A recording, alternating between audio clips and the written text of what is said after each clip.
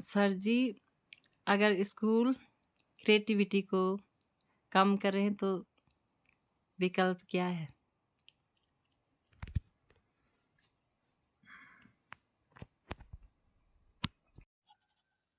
तो पहले तो ये मैं बताना चाहता हूँ कि ये जब कोल्ड वॉर चल रहा था रूस और अमेरिका के बीच, तो अमेरिका प्रूव करना चाह रहा था कि स्पेस वॉर में मैं तुमसे आगे हूँ। तो स्पेस रिसर्च करना चाह रहा था बहुत बड़े पैमाने पे। तो उन्होंने एक डॉक्टर जॉर्ज लैंड, एक बहुत बड़ा वैज्ञानिक था, और उसको हायर किया।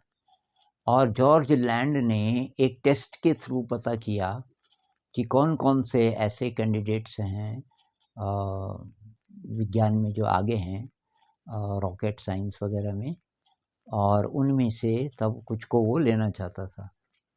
तो वो टेस्ट हुआ, खैर वो सफल रहा। 1969 में 69 में चाँद पे भी पहुँच गए। लेकिन ये जो डॉक्टर था जॉर्ज लैंड, इसमें बहुत ज़्यादा इंटरेस्ट हुआ कि स्कूल क्रिएटिविटी को बढ़ाते हैं कि कम करते हैं। तो उसने कुछ बच्चों को चुना, कुछ हज़ार बच्चों को चुना, 5 साल वालों को, और उनकी क्रिएटिविटी को टेस्ट किया, क्रिएटिविटी का लेवल क्या होगा। तो 98% मतलब 100 में से 98 बच्चे एकदम जीनियस निकले। फिर उसने 5 साल बाद उन्हीं बच्चों का दोबारा टेस्ट किया, तो जो वो लेवल था क्रिएटिविटी का वो घट के रह गया केवल 30%। फिर उन्होंने थोड़ा उनसे और बड़े, मतलब 5 साल बाद, फिर जब वो 15 साल के हो गए थे, फिर किया यही टेस्ट, तो वो रह गया था केवल 12%। तो इस वैज्ञानिक ने सोचा कि यार ये तो कम हो रहा है, तो जो एडल्ट्स हैं उनका टेस्ट करते हैं। उसने बड़ा सैंपल लिया, कुछ लाख लोगों का, जो 25 साल से बड़े थे। पता चला क्रिएटिविटी का लेवल केवल 2%, केवल 2%। इसको हम ऐसे भी इंटरप्रेट कर सकते हैं कि जो स्कूल कॉलेज का एजुकेशन है वो हमारे दिमाग के 98% भाग को डल कर देता है। और अभी जितनी रिसर्च हो रही है वो ये कह रही है कि इंसान की खुशी का राज है क्रिएटिविटी। क्रिएटिविटी अगर है तो इंसान खुश है। दूसरा ये पता चल रहा है कि किसी भी फील्ड में सबसे आगे जो लोग हैं, जो इनोवेट करते हैं, नई नई चीज़ें ढूंढते हैं, जिसकी ज़रूरत होती है आज की दुनिया में, जिसकी बहुत ज़रूरत है, वो सारे बहुत क्रिएटिव होते हैं। तो इंसान को क्रिएटिविटी अपनी ज़िंदगी के लिए भी चाहिए, संसार को क्रिएटिविटी चाहिए मनुष्य जाति को और आगे बढ़ाने के लिए, और जो शिक्षा व्यवस्था है वो क्रिएटिविटी को ख़त्म कर रही है। तो अब क्या करें?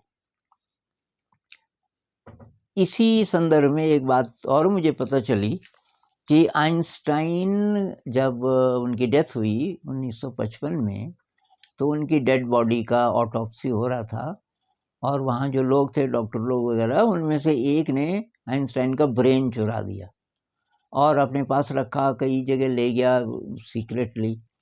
लेकिन फिर धीरे धीरे धीरे धीरे टेस्ट करने के बढ़िया तरीके अभी तक थे नहीं, लेकिन अभी कुछ साल पहले 2013 में पता चला कि ये कुछ न्यूरोलॉजिस्ट को पता चला, और वो आइंस्टाइन का ब्रेन किसी तरीके से उनके पास आ गया। उन्होंने पता किया कि जो हमारे ब्रेन के दो भाग हैं, लेफ्ट हेमिस्फीयर और राइट हेमिस्फीयर, इनके बीच में एक ब्रिज होता है, और ब्रिज होता है जिसमें कि करीब करीब 20 करोड़ ये नर्व फाइबर्स होते हैं, न्यूरॉन्स के रास्ते समझ लो आप। और ये जितना समृद्ध होगा ये वाला ब्रिज, और इस ब्रिज का नाम है कॉर्पस कैलोसम। कॉर्पस कैलोसम, जिसमें कि ये 20 करोड़ न्यूरॉन्स के नेटवर्क्स हैं। ये जितना समृद्ध होगा, तो ये आइंस्टाइन का मतलब बहुत समृद्ध था, ये जो ब्रिज बहुत थिक, बहुत समृद्ध, जिससे इस कंक्लूजन पे वो पहुंचे कि आइंस्टाइन की जीनियस का राज ये ब्रिज था। और दूसरी बात ये पता चली कि अभी बहुत सारे बच्चे ऐसे पैदा हो रहे हैं जिनमें ये है ही नहीं, कॉर्पस कैलोसम है ही नहीं या बहुत ज़्यादा वीक है, और यही जो बच्चे हैं ये मेंटल डिजीज़ का भी शिकार हैं। अब कुल मिलाकर के बात है कि हमारे जो बच्चे हैं जिनको हम स्कूल में भेज रहे हैं, इनका जो ब्रेन है जब तक ये पढ़ लिख करके बाहर निकलेंगे 98% ख़त्म हो चुके होंगे। क्या हमें अपने बच्चों को स्कूल भेजना चाहिए? अब सवाल है कि अगर नहीं तो फिर कहाँ भेजें?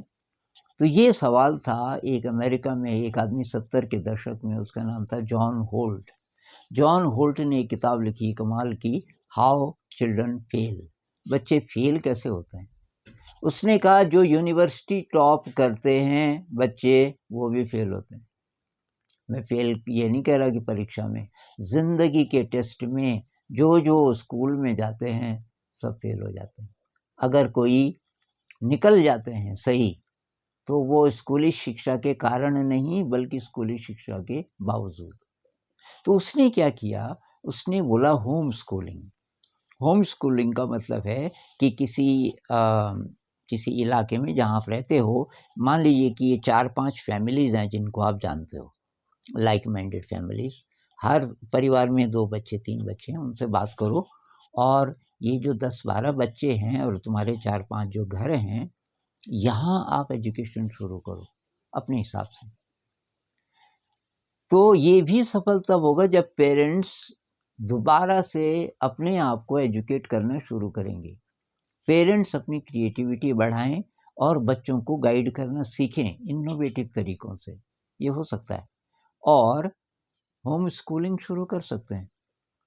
और मेरे ख्याल से सरकारी कोई ऐसा नियम भी है कि सीधे बच्चा 8 में भी बैठ सकता है। उसके लिए कोई कुछ प्रोसेस आपको पता करना पड़ेगा, लेकिन ऐसा है मेरे ख्याल से। तो होम स्कूलिंग कक्षा 8 तक अगर आपने कर ली, बच्चों की फाउंडेशन बहुत बढ़िया बन गई, तो वो बच्चे फिर उतने ज़्यादा वल्नरेबल नहीं होंगे। उसके बाद की उनकी जो शिक्षा अगर आप रेगुलर कॉलेज वगैरह में भी भेज दो, तो एक तो ये, अगर आप बच्चों को गाइड करोगे तो वो बच्चे, मान लीजिए कि आप स्कूलों में भी भेजना चाहो, तो ऐसे-ऐसे सवाल पूछ सकें टीचर्स को कि धीरे-धीरे उस स्कूल का स्तर बढ़े। तो इस पे और बातचीत करेंगे, लेकिन ये जो होम स्कूलिंग का आइडिया है, ये जो लोग कर सकते हैं वो करें और इस पे और बातचीत करेंगे।